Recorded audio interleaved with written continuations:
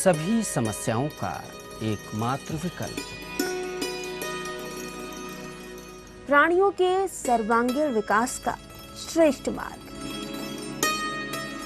नवीन दर्शन द्वारा नई सभ्यता का निर्माण। शोषण मुक्त आदर्श मानव समाज की स्थापना। भगवान श्री श्री आनंद मूर्ति जी की अनुपम भेंट।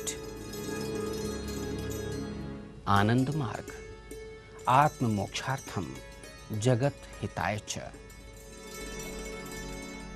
नमस्कार।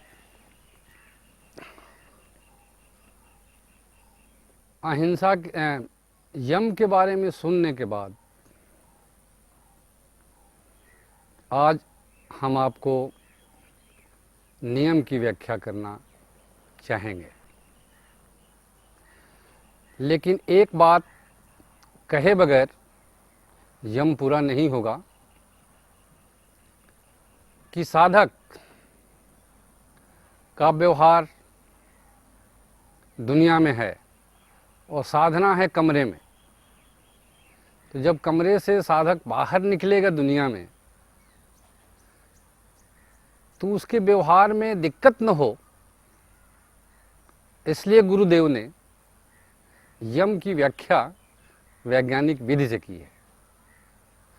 अगर मन में कोई दुविधा होगी कि क्या करना ठीक है क्या करना गलत है, तो एक मन नहीं हुआ इसलिए साधना नहीं हो सकती। इसलिए बाबा को यम की व्याख्या समय के अनुरूप करनी पड़ी, युग के अनुरूप करनी पड़ी।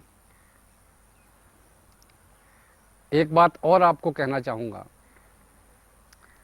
सत्यान्वेषी दार्शनिक सत्य की खोज में, सत्य के प्रतिपादन में आधे चौथाई सत्य को प्राप्त कर अपना पथ भूल जाता है। दर्शन का इतिहास इसका साक्षी है। आनंद मार्ग का दर्शन, चाहे दर्शन की व्याख्या हो, चाहे साधना की व्याख्या हो, चाहे साधक को गुरुदेव की ओर से गाइडेंस हो, ये कहीं भी पथ बाएं दाएं नहीं हुआ है। इसलिए यम और नियम की जो व्याख्या है वो दर्शन का प्रतिपाद्य विषय है। ये भी एक नई चीज है मानवता के लिए। आनंद मार्ग का दर्शन अपना पथ कहीं भी नहीं खोता। अब आपके सामने हम नियम लेकर के आ रहे हैं। यम है हमारा बाहरी दुनिया के साथ नियंत्रित व्यवहार, और नियम है हमारे अपने आप का, अपने आप के ऊपर नियंत्रण, जिससे हमारा मन पवित्र हो, शुद्ध हो, क्योंकि इस मन से साधना करवानी है। तो यम की तरह नियम के भी 5 कदम हैं, 5 स्टेप्स हैं, और इसका पहला बहुत ही इम्पोर्टेंट पार्ट है, वो है शौच। शौच नियम का पहला अंग है। शौच माने शुचिता, सफाई। ये शौच शारीरिक भी है, ये शौच मानसिक भी है। शारीरिक शौच में हमारे आस पड़ोस की सफाई, हम जहाँ रहते हैं उसकी सफाई, उसी में हमारा शरीर है, हमारे शरीर की भी सफाई। तो शौच माने सर्वात्मक शारीरिक सफाई। इसलिए जब तक सब प्रकार से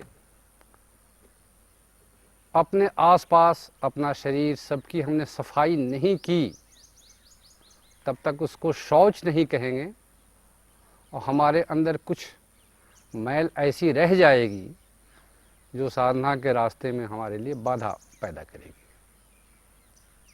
इस प्रकार के शौच के पालन से व्यक्ति एक समाज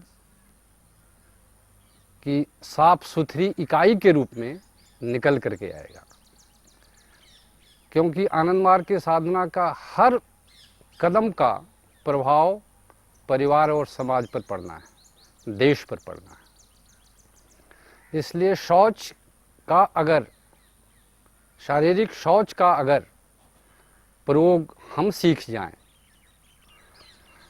तो सड़क पर खड़े होकर के हम गंदगी पैदा नहीं करेंगे, कचहरी के कोने में पान खा करके पिक नहीं गिराएंगे, तंबाकू खा करके जहाँ मर्जी नहीं थूकेंगे, और भारत की तस्वीर बाहर के देशों में हम और अच्छा करें। क्योंकि जैसे ही हम बाहर हमारे आदमी जाते हैं, खास करके सिंगापुर, तो आदमी देखते रहता है कि भारत से आया है, जरूर कहीं ना कहीं कुछ गंदा करेगा, और तुरंत वहाँ से फाइन दे करके आते हैं। भारत की तस्वीर खराब की, अपनी जेब खराब की। तो केवल शौच के पालन से आप देखिए क्या क्या काम कर रहे हैं। देश की तस्वीर बाहर ठीक कर रहे हैं, अच्छा समाज बना रहे हैं, परिवार बना रहे हैं, और अपने मन को तैयार कर रहे हैं साधना के लिए। इसके अलावा इसी में हमारा स्नान विधि है। अपने शरीर को भी हम साफ सुथरा, और हमारे जो चक्र हैं इनको ठीक रखेंगे। खास करके जो हमारा मूलाधार और स्वाधिष्ठान चक्र है, ये अगर ठंडा रहेगा तो हमारा दिमाग ठंडा रहेगा। इसलिए इस शारीरिक शौच में स्नान विधि भी है। अफसोस की बात है, बाबा बुनियादी तौर पर धर्म गुरु हैं, लेकिन ऐसे समय में आए हैं जब साधक को ये भी सिखलाना पड़ रहा है कि तुम कैसे नहाओगे। गुरु का ये काम है। गुरु जैसे माँ बाप बच्चे को उंगली पकड़ा करके चलाना सिखाते हैं, गुरु का भी ठीक यही काम है। तो शारीरिक शौच में हमारा सब कुछ फिजिकल साइड ठीक हो गया। अब इस शारीरिक शौच में इसके भी दो भाग हैं, एक तो कि बाहरी शारीरिक और एक भीतरी शारीरिक। तो बाहरी शारीरिक में हमसे संबंधित जो है, आस पड़ोस, घर द्वार, कमरा, सब कुछ हम जहाँ रहेंगे वहाँ देखेंगे हमारे जो चीज़ बाहर नहीं रहने वाली है उसका स्थान डस्टबिन है तो डस्टबिन में जाएगा। तो सफाई एक आदत है, शौच एक आदत है। तो शौच आदत बनने से हमारा मन पवित्र होगा। और शारीरिक शौच में है स्नान विधि, इससे हमारे मूलाधार स्वाधिष्ठान चक्र दोनों ठंडा होने से साधना में सहूलियत हो जाएगी। अब है मानसिक शौच। मानसिक शौच है, ये भी है आंतरिक और बाह्य। बाह्य मानसिक शौच है, साधक जब घर से बाहर जाएगा तो क्या लेकर के जाएगा? अपनी इंद्रियों को बाहर लेकर के जाएगा, और आँख से गंदी तस्वीर देखेगा, कान से गंदी चीज़ें सुनेगा, तो ज्ञानेंद्रियों के माध्यम से बाहर व्यवहार करेगा। उसमें कुछ चीज़ हमारे वश में है, कुछ चीज़ हमारे वश में नहीं है। जैसे बाहर का गंदा पोस्टर हमारे वश में नहीं है, लेकिन हमारे वश में ये तो है कि अधिक देर तक अपनी दृष्टि को उस पर न टिकाएं। अखबार की गंदी और नंगी तस्वीर हमारे हाथ में नहीं है, लेकिन ये तो हमारे हाथ में है कि बहुत देर तक हम उस पर अपनी दृष्टि न गड़ाएं। क्योंकि इसका फर्क क्या पड़ता है कि जब किसी वस्तु से जो तरंग निकल रही है और हमारी दृष्टि उस पर एकाग्र हुई या हट गई, तो उसका चित्र हमने लिया लेकिन भेजा अंदर नहीं। और हमने अगर चित्त को एकाग्र कर दिया, उस पर बहुत देर तक देखते रहे, तो वो तस्वीर हमारे चित्त पर अपनी छाप छोड़कर और मन को प्रभावित करेगी। इससे हमारा मन चंचल होगा, मन गंदा होगा, इच्छा शक्ति प्रभावित होगी, और इच्छा शक्ति प्रभावित होने से मन डवाडोल हो जाएगा। इसलिए बाह्य शौच का इतना बड़ा प्रभाव है कि साधक ये सीखेगा कि हम अपनी आँखों का कैसे प्रयोग करें। परमात्मा ने आँखें देखने के लिए दी हैं, लेकिन हमको विचारना है कि इन आँखों से क्या देखना है, ठीक चीज़ देखना है कि गलत चीज़ देखनी है। तो जब हमारे अंदर विवेक होगा, शौच का अभ्यास हम करेंगे, शौच नियम का, क्योंकि नियम है हमारे स्वतः का, हमारे अपने आप का नियंत्रित व्यवहार, क्योंकि इस नियंत्रित व्यवहार से हमारा मन पवित्र होगा। तो हमने शौच के माध्यम से दुनिया में रहना सीखा। एक बार की कथा है ना कि अष्टावक्र जनक के यहाँ गए, गुरु ने भेजा, बोला गृही क्या सिखाएगा हमको। और ये सुन रखे थे कि जनक रहते तो हैं दुनिया में, लेकिन दुनिया में इनका मन नहीं रहता। तो अष्टावक्र परीक्षा करने गए हैं जनक को। जनक जान गए कि अष्टावक्र हमारी परीक्षा करने आए हैं। अष्टावक्र को जनक ने एक कटोरे में पूरा लबालब तेल भर के दे दिया, और जनकपुर में कह दिया सब महिलाएं अपने अपने दरवाजे पर कम से कम कपड़े में रहेंगी। और अष्टावक्र को निर्देश था कि अगर एक बूंद भी तेल गिरा कटोरे से तो धड़ और सिर दोनों अलग। और यह भी निर्देश था कि पूरे शहर की परिक्रमा करके इतनी देर में आ जाना है। अष्टावक्र निकले और पूरा शहर घूम करके आ गए। जनक ने पूछा क्या देखा? बोले देखता क्या, खाक देख तो रहा था तेल, क्योंकि एक बूंद भी अगर तेल गिरे तो गर्दन साफ। तो बोले जनक भी ऐसे ही रहता है। तो अगर अपनी दृष्टि को शौच के माध्यम से अगर हम ट्रेनिंग दे रहे हैं, जो हर आदमी दे सकता है अपने आप को, देने से दुनिया में रहने लायक अगर होगा तो कैसी दुनिया बनेगी। इसलिए केवल शौच के प्रयोग से हम अपने भी बन रहे हैं, दुनिया को भी बना रहे हैं। और जब अखबार वाले, मीडिया वाले देखें गंदी तस्वीर की आवश्यकता नहीं है, तो बाहर का भी वातावरण सुधर जाएगा। क्योंकि एक अखबार वाले से मैं पूछ रहा था कि भाई आपने तो कोई पन्ना ऐसा छोड़ा ही नहीं जिसको सन्यासी पढ़े। बोले क्या कहें, वही लोग पढ़ता है, इसलिए हमको छापना पड़ता है वैसा।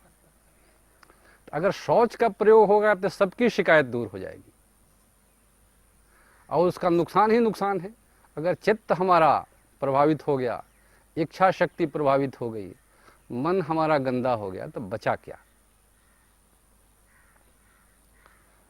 तो बाह्य शौच है, बाह्य मानसिक शौच है, बाहरी दुनिया के साथ व्यवहार करते वक्त अपनी ज्ञानेंद्रियों को अपने कंट्रोल में रखना।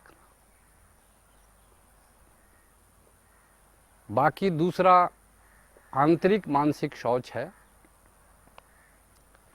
कि हमारा चित्त किसी ऐसे बाहरी भाव से, जो बाहरी भाव आकर के हमको प्रभावित करता है, चित्त को चंचल करता है, उसके लिए हमको बाहर से कुछ नहीं करना। उसके लिए केवल जो कुछ हमको करना है, उस मन को, उस चित्त को पवित्र रखने के लिए भीतर से विरोधी भाव लेना पड़ता है। जैसे किसी का व्यवहार हमको पसंद नहीं है और वो हम पर गुस्सा किया, हम क्या करेंगे? हम अक्रोध का भाव लेंगे। किसी को हम दुश्मन समझते हैं तो उससे मित्रता करेंगे। लेकिन होता क्या है दुनिया में, ठीक उल्टा होता है। कहते हैं कि एक साधक तपस्या करके एक वरदान लिया, और वरदान मिल गया कि जो चाहोगे तुम्हें मिल जाएगा, लेकिन तुम्हारे पड़ोसी को उससे दुगना मिलेगा। तुम्हें जितना मिलेगा पड़ोसी को उसके दुगना मिलेगा। बड़े फेरे में पड़ा कि अब क्या करूं, तपस्या करके वरदान लिया है, अब पड़ोसी से रिश्ता ठीक नहीं था। तो उसने कहा मेरे दरवाजे पर एक कुआं खुद जाए, पड़ोसी के दरवाजे 2 कुआं खुद गया। फिर कहा कि मेरी एक आंख फूट जाए, पड़ोसी की दोनों फूट गई। अब कल्पना करें, जिसके दरवाजे पर 2 कुएं हों और आंख नहीं, उसकी अवस्था क्या होगी। इसलिए ऐसी परिस्थिति में मन की अवस्था देखकर साधक को विरोधी भाव लेने का निर्देश है, अगर आंतरिक मानसिक शौच का पालन करना है तो। और शौच है मन का नियंत्रण, मन की पवित्रता के लिए। इसलिए पतंजल सूत्र में भी निर्देश है, मैत्री करुणा मुदितोपेक्षा पुण्य पुण्या नाम। पुण्य को है, किसी को आगे बढ़ करके देख रहे हैं हम कि आगे बढ़ रहा है, तो हम देख करके उसे ईर्ष्या करते हैं। एक किसी के घर में एक दिन शाम को खाना नहीं पक रहा, क्या बात है कि पड़ोसी का लड़का फर्स्ट किया, तो दुखी हुए, पड़ोसी का लड़का फर्स्ट कैसे करेंगे, आज खाना नहीं बनेगा। तो इससे पड़ोसी का कुछ नहीं बिगड़ेगा। बाबा ने स्पष्ट कहा है कि हम किसी की बुराई सोच करके उसकी बुराई नहीं कर सकते, अपनी बुराई तो कर ही लेते हैं, क्योंकि मन गंदा हो जाता है। तो आंतरिक मानसिक शौच के पालन से हमारा मन अंदर से पवित्र होगा और बाहरी शौच से, बाहर की दुनिया से व्यवहार करने आएगा। तो शौच है हर प्रकार का की पवित्रता देना, ताकि साधक आगे बढ़ सके। शौच के बाद नियम का दूसरा अंग है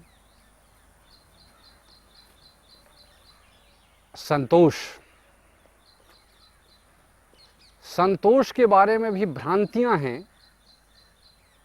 कि संतोष, हम पढ़ने से संतोष कर लें तो डिग्री नहीं मिलेगी। तो इस प्रकार संतोष के बारे में भी आनंद मार्ग योग में नई व्याख्या है, जिसका विस्तार से हम अगले में वर्णन करेंगे। नमस्कार। विश्व के रचयिता एक बहुत बड़े जादूगर हैं। वो अपनी जादुई शक्ति से सृष्टि करते हैं और जादू से संसार को नियंत्रित भी करते हैं। चूँकि वो सर्वोच्च नियंत्रक हैं, इसीलिए वे ईश्वर हैं।